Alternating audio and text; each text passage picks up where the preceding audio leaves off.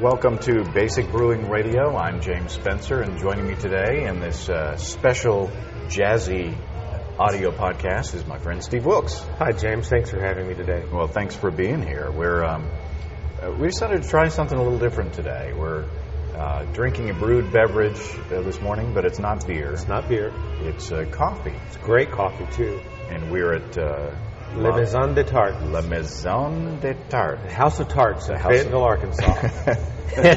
Sometimes there's nothing that starts the day like a visit to the House of Tarts. That's right. That's right.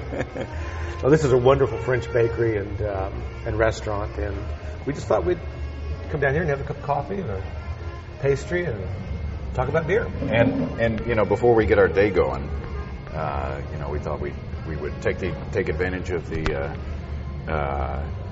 morning, the early morning here before the work day, and knock out a podcast and talk a bit about our Mead experiment, the grand Mead experiment, which is going well. We shot last week the second part of our Mead video podcast. Right.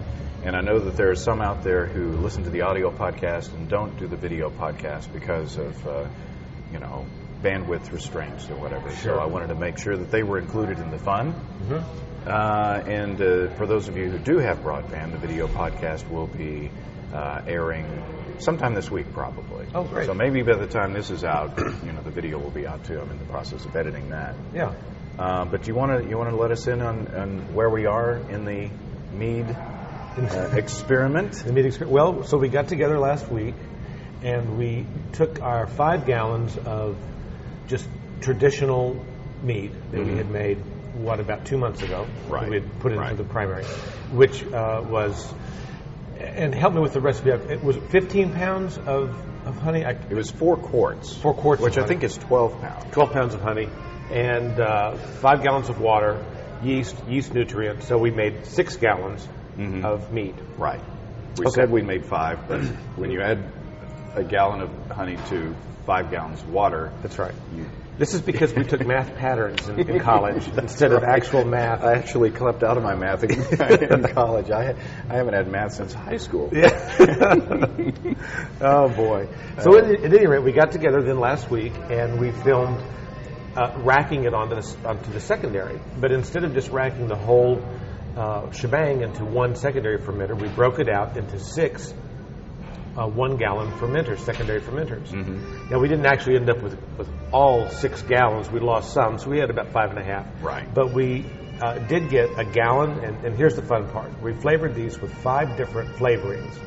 So we flavored them with fresh apricots, and saffron in 1 gallon of Mead. Which you said was the most expensive spice ever. Most expensive spice in the world.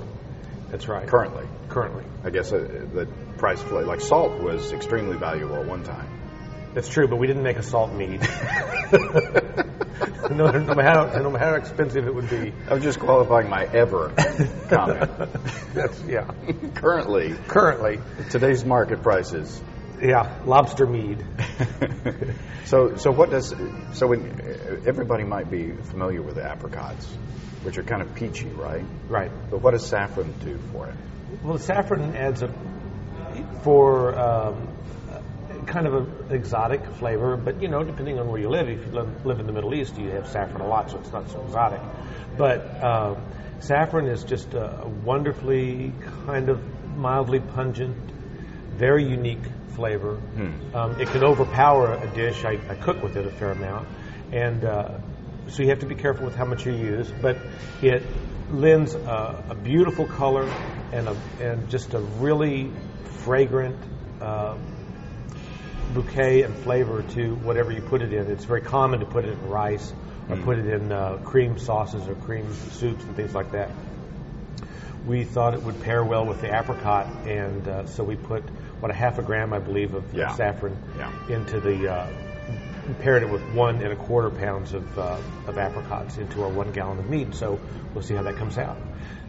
The other flavorings that we did, adjuncts, I guess, were, we did 1 chili ancho pod, which is the dried version of a poblano chili. and not a particularly hot chili, but a very flavorful one. Which is an interesting choice. I thought it was the most interesting choice for flavorings. Yeah, I wanted For to Mead. just do something really a little different and something that, we don't know how exactly it will come out. I mean, it's not going to be sweet. The chili flavoring itself, the mead will be fairly sweet.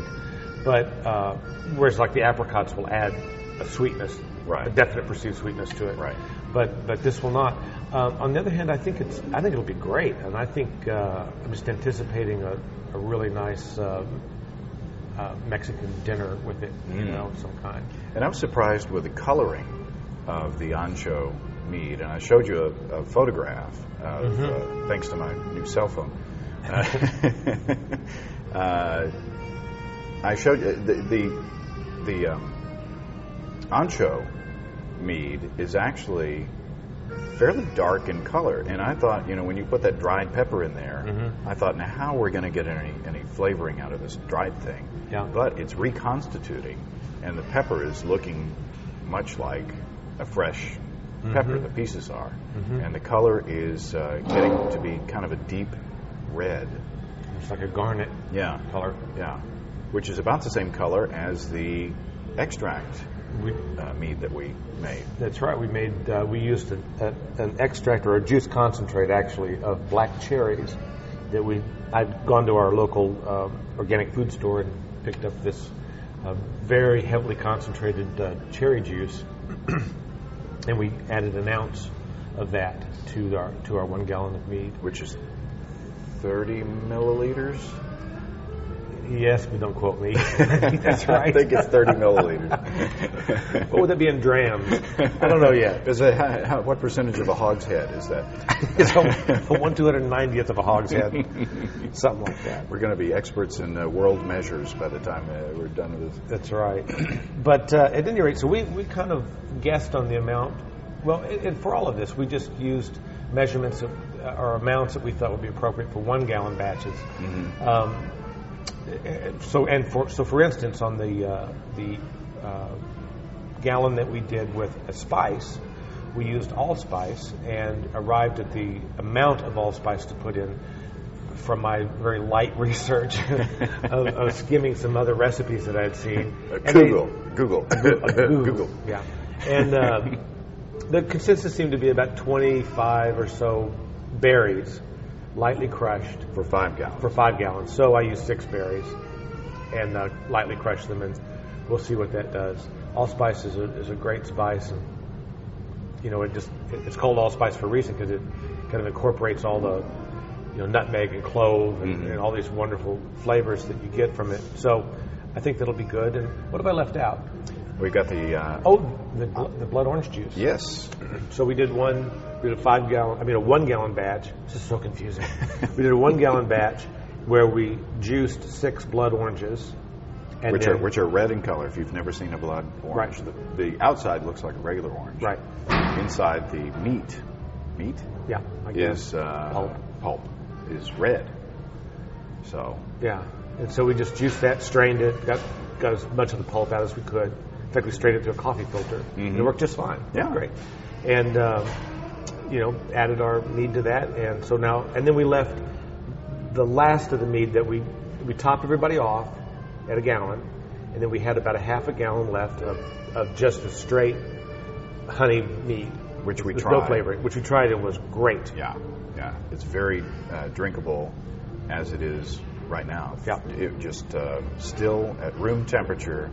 It was very tasty. Yeah.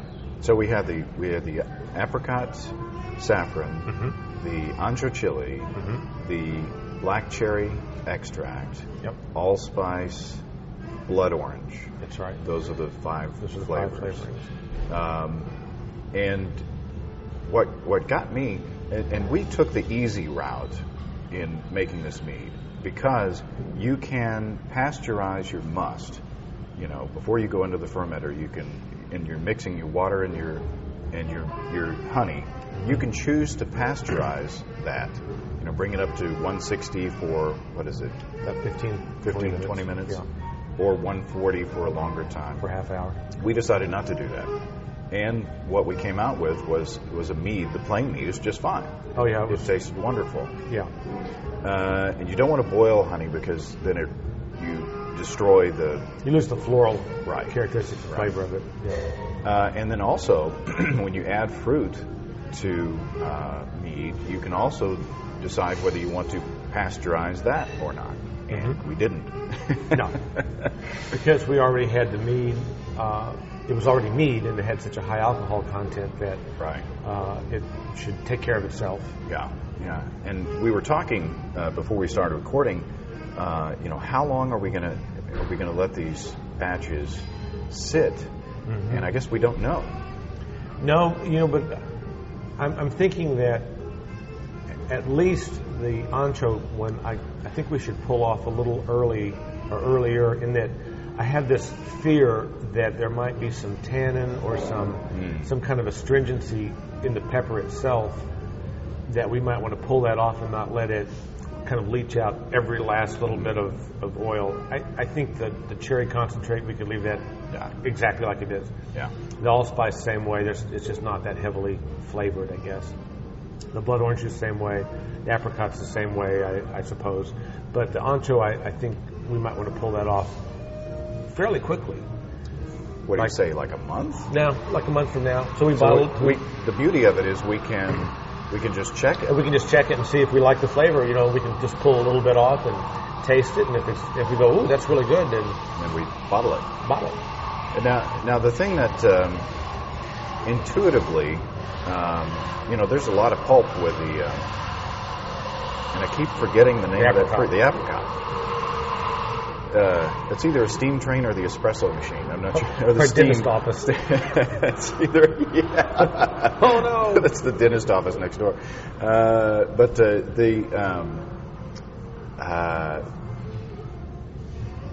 And I've forgotten it again. Apricot. Apricot. Why can I not remember the name of that fruit? I had this mental block. I had probably a emotionally scarring experience with an apricot when I was little or something. Yeah. But just looking at the amount of pulp that's in that one,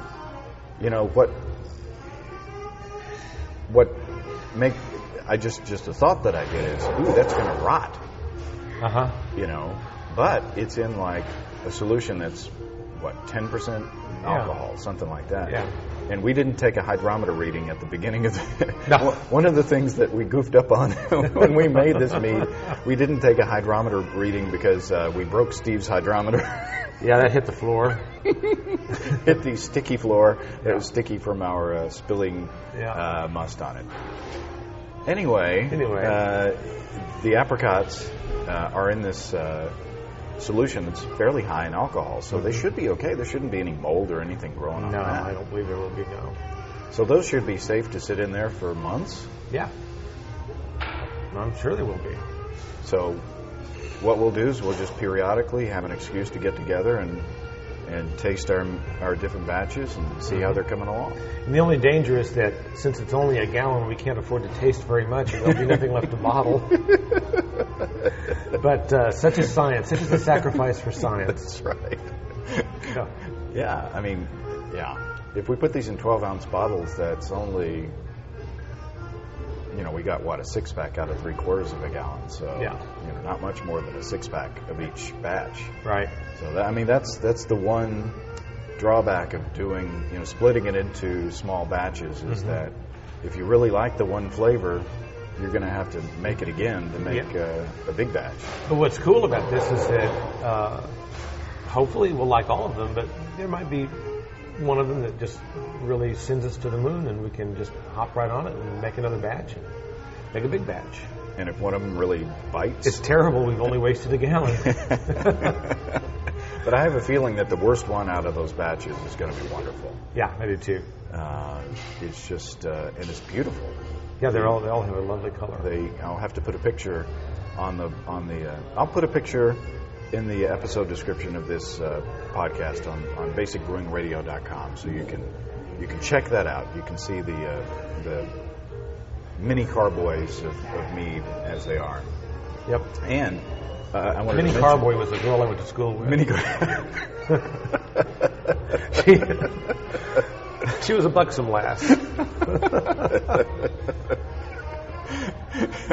Better left alone. Better left alone. I did want to say that we put airlocks on all of them, of course. Oh, yeah. And the only two that really have activity are the blood orange and the apricot. Yeah. So I was expecting to see some activity from the black cherry extract, but didn't see it. So maybe there's not as much sugar in that extract as. Well, you know, one of the reasons the kind that we used was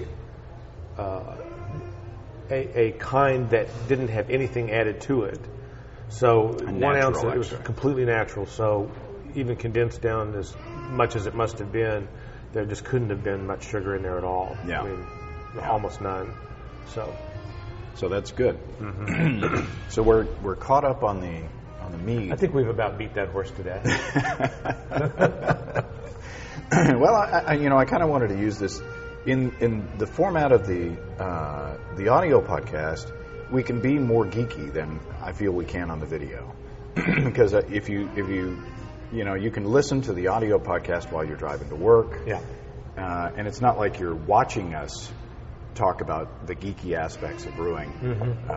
When you're watching, you want to see stuff. Action. Drama. Yeah. Or Dramamine if Dramamine. you're watching while you're driving. It makes you sick. We do have some...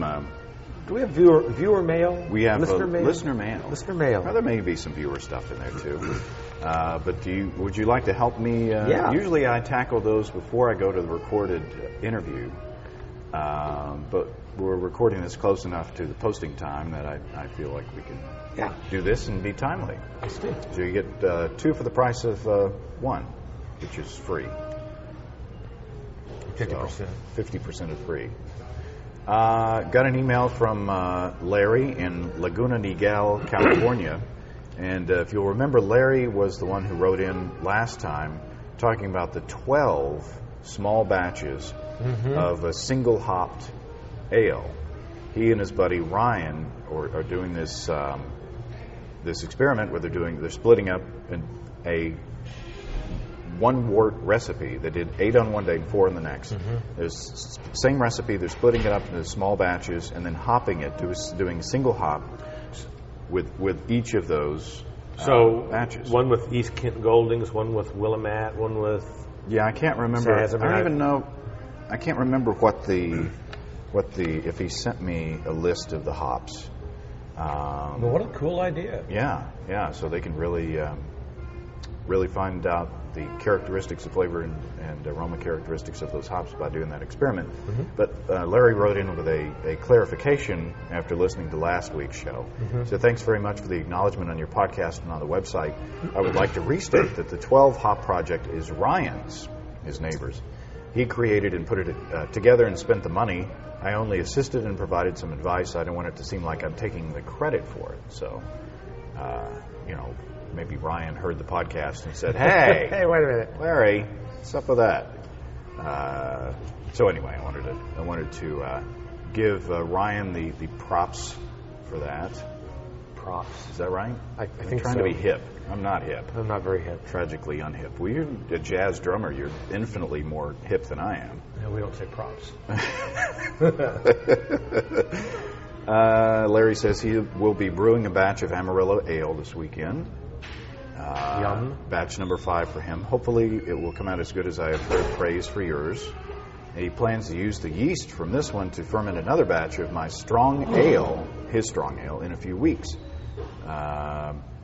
He's going to try some new equipment, a propane stove to boil outside, Yay. A spigot on his brew pot, a wort chiller to pre-chill the water going into the second wort chiller, which will actually be in the brew pot. So living in California, I guess it's tough. Like here in the summertime, it's hard to get below 80 degrees. Right. So anyway, he says another piece of nice-to-have equipment would be the oxygen infusion system. And I'm the more I think about that, the more I'm leaning towards that. Oh, really? It just takes a little time, Yeah. Changing my brewing methods is kind of like turning an aircraft carrier. It just takes a little while. Takes a little while. Big turning radius.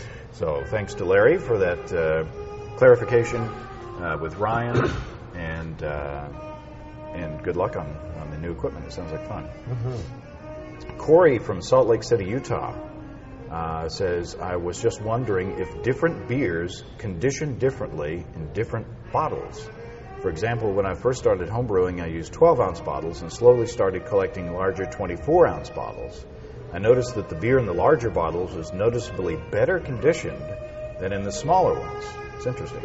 So now I have a collection of champagne bottles that I use. Mm-hmm. Is there any disadvantage to this or any styles that would not age as well in these champagne bottles? So I guess there's two parts of the question. Mm-hmm.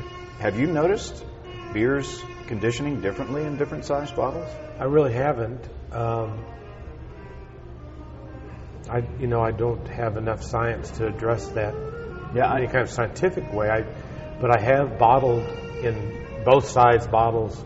I've put, in fact, 3 different size bottles. I'm kind of a bottle rat, so I might make a batch of beer and put a few of them in a champagne bottle and a few of them in kind of I call them road pops. This kind of 22-ounce bombers, and then the both of them in 12-ounce bottles. And I can't say that I've ever noticed a difference, but that's a really interesting thing to pay attention to, and maybe that be the subject for an experiment. I think so. Maybe Corey wants to do a scientific experiment on that. Really, the only disadvantage I can see to bottling in large bottles, like a champagne bottle, is that once you open that sucker, you got to drink the whole thing. Yeah. So you might want to be careful and not essentially waste your beer if you can't.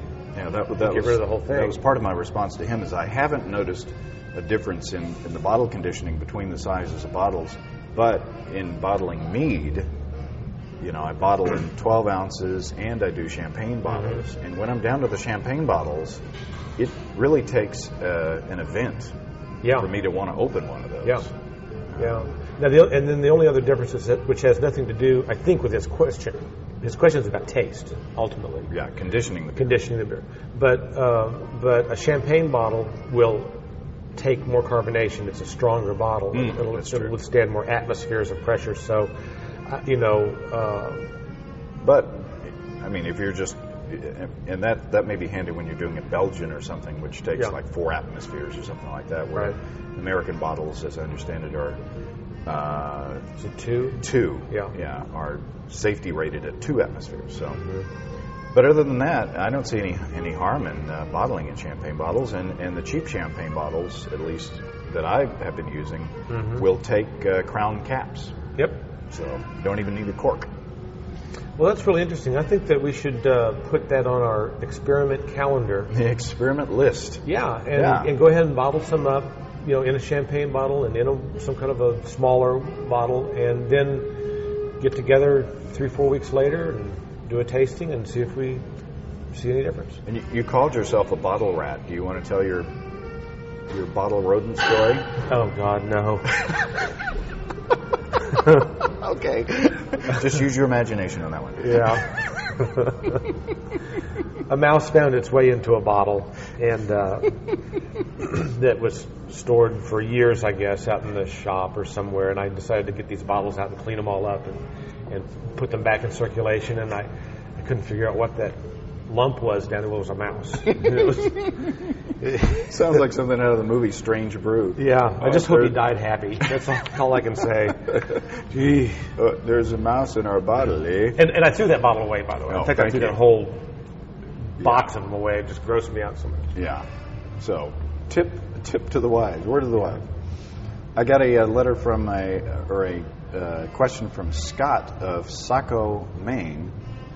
He had watched the last video podcast with the brown ale. Oh, yeah. And noticed that the little jars of hops that we get from the local homebrew store are clear. Mm-hmm.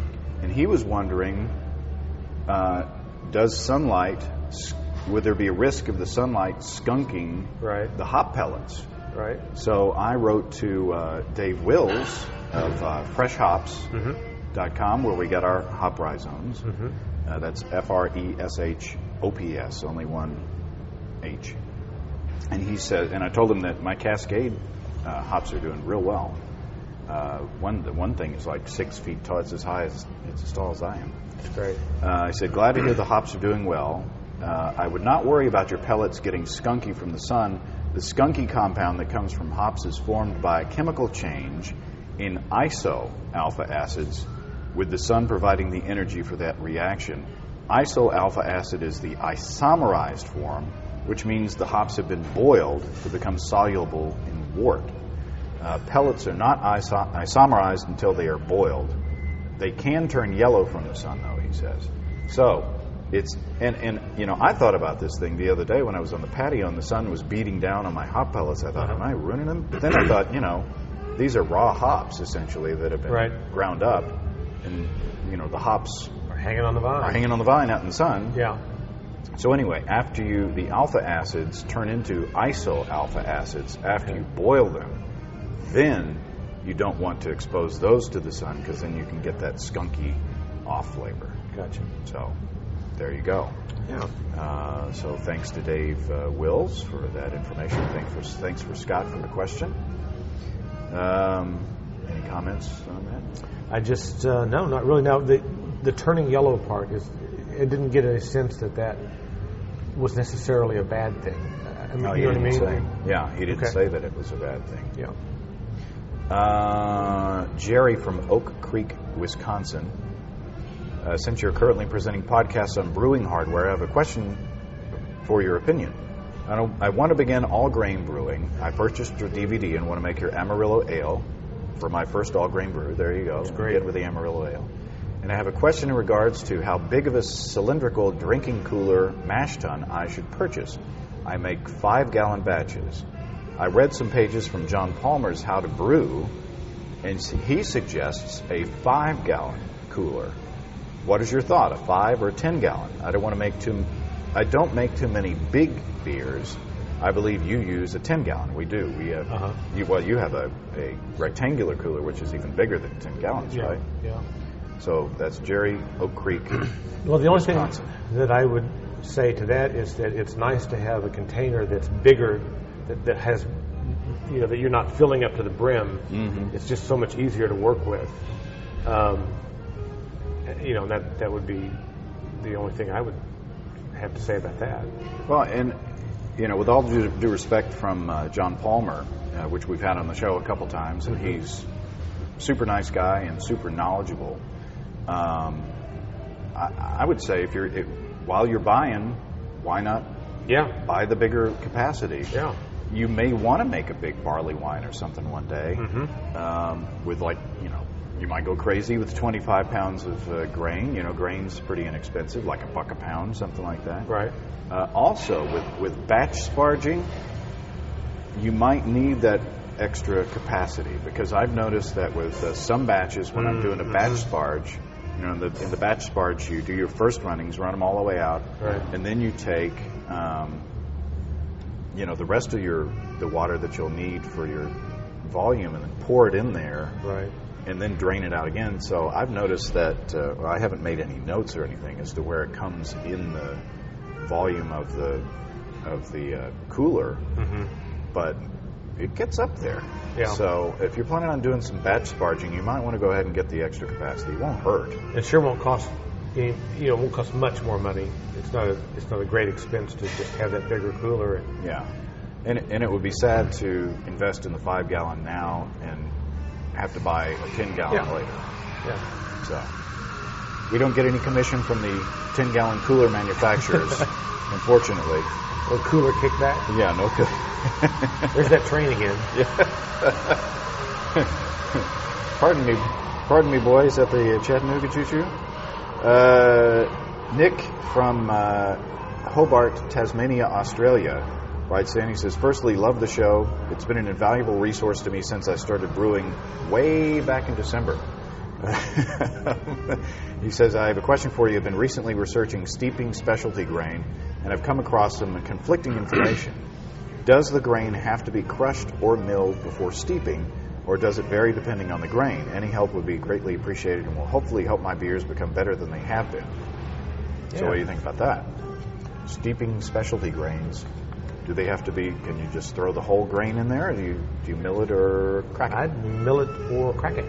I wouldn't just throw it in. I mean, the idea is to get the malty goodness out of the kernel. Mm-hmm. So you need to open that kernel up somehow. If you're making an all-grain beer, I just mill it right in with, with the 2-row or 6-row, whatever I'm using. Most definitely. But if you're making an extract beer and you're going to use, say, a half a pound of crystal malt, and what we do, I think we both do it the same way. I put it in a Ziploc bag, and then I just kind of lightly roll it with a rolling pin and just crack it all open, and then put it in my cheesecloth sack and make tea, essentially. So, but if you didn't do that, you wouldn't get anywhere near the amount of flavor out of that. Yeah. Out of that grain. So, I suppose you could use like 3 times as much, maybe. I don't know. Well, what you're talking about is these kernels that have been kilned and roasted, and they're pretty tough. Yeah. And what you want is the stuff inside those kernels. Right. So, yeah, you need to at least crack it. Right. In my opinion, you don't need to be as vigorous as if you're doing like a base malt, and you're wanting. It's essential that you get those fermentables out of the base malt. Yeah. If you're steeping, it's kind of like making a tea. And your fermentables are going to be coming from your extract if you're doing an extract batch. So you're after flavor and body here. Flavor and body and color is what you're looking for that. So you need to at least use a rolling pin to crack open those kernels just to get to the goodness inside. The goodness inside. So thanks to Nick from Hobart, Tasmania, Australia. A couple more questions. Brian from Marquette, Michigan, he says, I agree with Paul from Houghton, a fellow Youper who lives about 2 hours from me. And we both said, what's a Youper? Yeah. But then we looked in his address at the bottom, and he says Marquette, Michigan, da UP, eh? So Upper Peninsula of Michigan. Yeah. Yes. He says, I agree with Paul that plastic fermenters work well as primary fermenters. However, I've been using mine for quite a while now, and no matter how hard I clean them, they seem to be creating some off flavors in my beer. I think if you're a home brewer who uses plastic buckets, I suggest replacing them after every few batches. They can get scratched easily, and it's almost impossible to get all of the bacteria out of them. I am now going to start using glass carboys for my primary and secondary and see how much of a difference it makes. So I think it's interesting that he says no matter how hard you clean them. Yeah, that would be something I'd want to know about from, I don't have quite enough information. If you use some kind of a scratch pad or an abrasive of any kind, then you can scratch that plastic and cause yourself some problems. But I think you and I have both used buckets for, a long time. Batch after batch after batch, and I think you fill yours up with bleach. I mean, you don't fill it with bleach, but you make a bleach solution. 2 ounces for 2 5 ounces gallons. for 5 gallons, and then you set it outside in the direct sun for quite a while. I mean, I don't know just how long. While I'm brewing. While you're brewing. Probably 4 hours. Yeah, and then I do basically the same thing, except for I tend to use iodophor. I've used bleach before. But I'll make a solution of iodophor, and I'll fill it right up to the brim. I mean, it's just like overflowing. And I'll just set it off to the side somewhere and leave it, for however long until I'm kind of ready to get to it. And then I siphon, I take the siphoning wand and the tubing, and I go ahead and start a siphon, and I just siphon that water away, and that way I feel like I'm sterilizing or sanitizing the inside of my my wand and everything. So that's what I do, and I've never had a problem. But I think you do need to pay special attention to where the krausening sticks. It gets around the rim, wherever that's at. And then I think it's important to get that bucket cleaned out right after you're done with it. So as soon as you bottle or you rack it, you need to get a hose on that and get it cleaned out, and not let it dry on there and cake on it. And use a soft dishcloth. Yeah, just a soft cloth. With I use just plain dishwashing liquid. That's what I do. And it takes some patience to get that krausen residue off of there. But if you keep moistening that stuff and keep rubbing the dishcloth around on it, it's going to come off. Right. And I have had one. I've got 2 plastic fermenter buckets, One I've had, it came in my original kit, and I still make use good it. beer out of it. So Yeah. I think if Brian is having problems, Well, then he needs to then change. he needs to switch out his gear. Right. But properly taken care of, plastic fermenters can last you a while. Absolutely. And, you know, I think he's right. I think that in the sense that glass is certainly a more durable material than plastic. And not to say that Brian hasn't been properly taken Sure, care of. I don't mean right. to slight him without No. knowing the specifics. Not at all. I mean, there are tons of variables that can be in the equation. Where the things are stored. Right. But go on. Yeah, but I was just going to say that, you know, using glass has some advantages in my mind and some disadvantages in terms of cleanliness. I think it's really hard to get the inside of the carboy clean, especially if it's got krausen on the side somewhere. Boy, getting that brush to hit it exactly right, and you're never really sure. It's not really the same thing as taking a cloth and being able to, you know, really wipe it down. And trying to use the high pressure, you know, hose system is, you know, it's kind of a pain to do, I think. Now, but again, if you do it right after you've racked your beer off, then it comes right out. Yeah. So in either way, but and with glass, you can see whether it's clean. and or you not. can see. That's right. So there you go. advantages and disadvantages to both sides. But he's right. If you're getting some off flavors, you can't figure anything else right. You reviewed your sanitation procedures. You know that you're being clean. You know you're washing your hands and all your spoons and all that stuff are clean, and you just got it down to what's left. Yeah. And your bucket is getting old. Then yeah. But and I'll tell you. It's not part of his question, but I think tubing, the thing that I tend to replace a lot is the tubing. Yeah. Because It's easy. It's easy, it's cheap, it's hard to really feel like you've gotten it clean, at least in my mind. And hard to get dry after you. And hard to get dry, and so you don't know what's hanging around in there for sure. And so I tend to buy tubing pretty frequently. And it's cheap. And it's cheap. So, Hops Head. Not sure where Hops Head's from. But there he is. I listened to your podcast and I wondered what your thoughts are on how I use my hydrometer. I don't like to lose beer by filling up the hydrometer tube. I don't either. I usually drink it. Well, but you know, if it's a wort, well, I drink. Yeah. I drink unfermented wort too. Sure, I'll see what I certainly don't want to risk infecting the batch by pouring the beer back in, so I clean and sanitize the hydrometer and put it right in the primary bucket. And I guess he's talking about the bobber. Yeah. You know, the thing itself.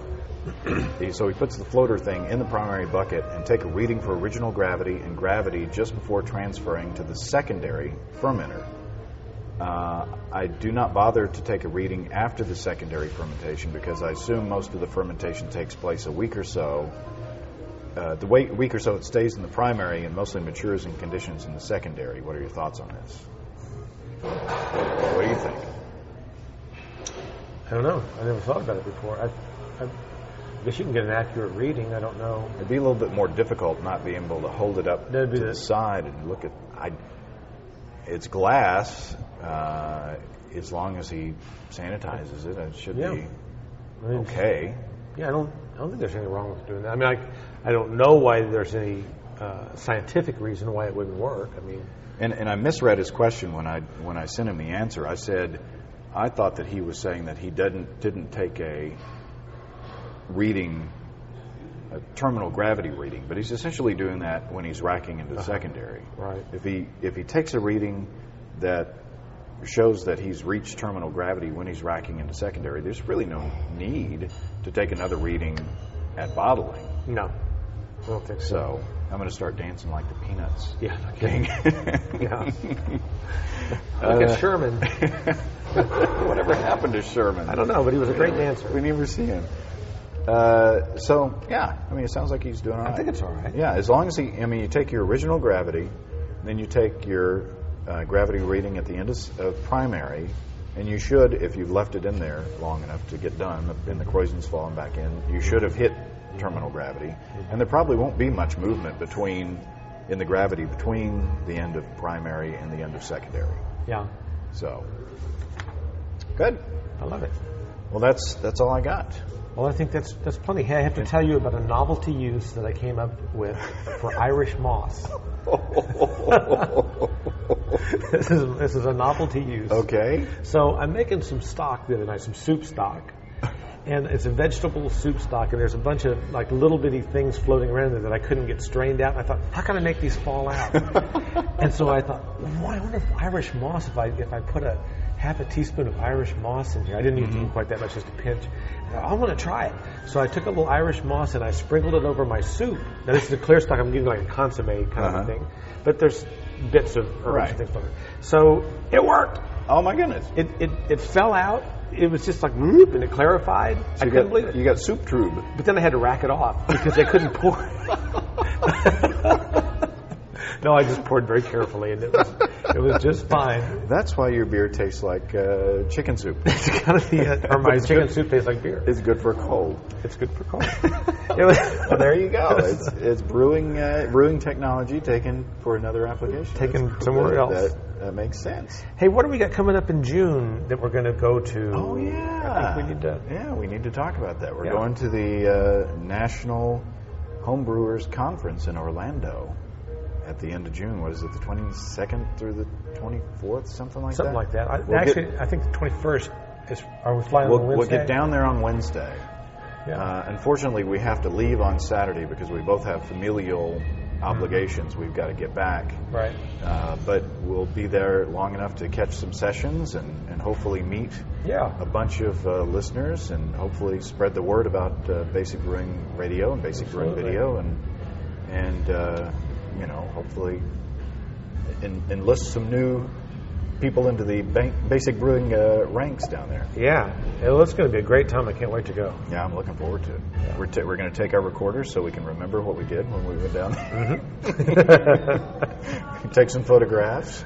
Yeah, proof that we were there. Yeah, and hopefully we'll get to meet some brewing celebrities while we're down there. John Palmer's going to be down there, I believe, and Ray Daniels is going to give a presentation, and that's great. Stan Hieronymus is going to give a presentation on Belgian beers, and of course Charlie Papazian's got to be down there. And others that I'm not mentioning too. So it's exciting. It's getting closer. Yes, it is. Every day. We have to figure out. We have to order our Basic Brewing T-shirts to wear down there, so we can be spotted. Yeah, that's right. So if you see us down there, if you're a listener, come by and say hi. Yeah, and we'll have a beer together. We will enjoy the homebrew. Look for us at the Hospitality Suite. Hospitality Suite near you. Well, awesome. Well, Steve, I appreciate your joining me. Well, thank you, James. This morning. This was great. It's a good way to begin the day. Now we have to go to work. This is a standard thing I read at the end of the episode. Read away. If you have brewing questions, show suggestions, or just want to say hey, write to james@basicbrewing.com or fill out the contact form on basicbrewing.com. And please don't forget to tell us where you're from. And while you're on our site, you can check out our online shop where you can get T-shirts up to 6 extra large, by the way, in case you want something of that size. And I understand that those shirts are hard to find anywhere, so we've got them. And you also find great pricing on our DVDs and a combo deal, and a lot of people have taken advantage of the combo deal. That's cool. In Introduction to Extract Home Brewing, we walk you through the extract brewing process step by step from boiling to bottling. And in Stepping into All Grain, we take you through the all grain process from milling your grain to collecting your wort. Yep. You can see a listing of the fine folks across the country who sell our DVDs on basicbrewing.com. And if there isn't a vendor in your area, you can order it from us, and I will pack it my own darn self. My fingerprints will be on the packing tape. Do you use bubble wrap? If you don't use bubble wrap, I'm not ordering. I don't have to use bubble wrap because I order special boxes that are just the size, that are just made for Are there DVDs. Peanuts in there? Yeah, I hate the Peanuts. You ate Peanuts cartoons? But no. Not, I mean, This is the second time the Peanuts cartoons have come up in the conversation. I hate Peanuts too. Not the cartoons, but the packing Peanuts. Yeah. But I do like the ones that grow. Oh, that sure. Jimmy Carter's famous for. And, he's the one that signed the law for legalizing homebrews, so He'll always be my favorite president. just for that. Mm-hmm. Is that it? That's all. I think that's all for today. That's all for until next week. Thanks for listening. I'm James Spencer. I'm Steve Wilkes. Production help for Basic Brewing Radio, and our website is provided by Kelly Dodson down there in Austin, Texas. Austin TX. Basic Brewing Radio is a production of Active Voicing. We'll talk to you next time. Happy brewing. So long, everybody.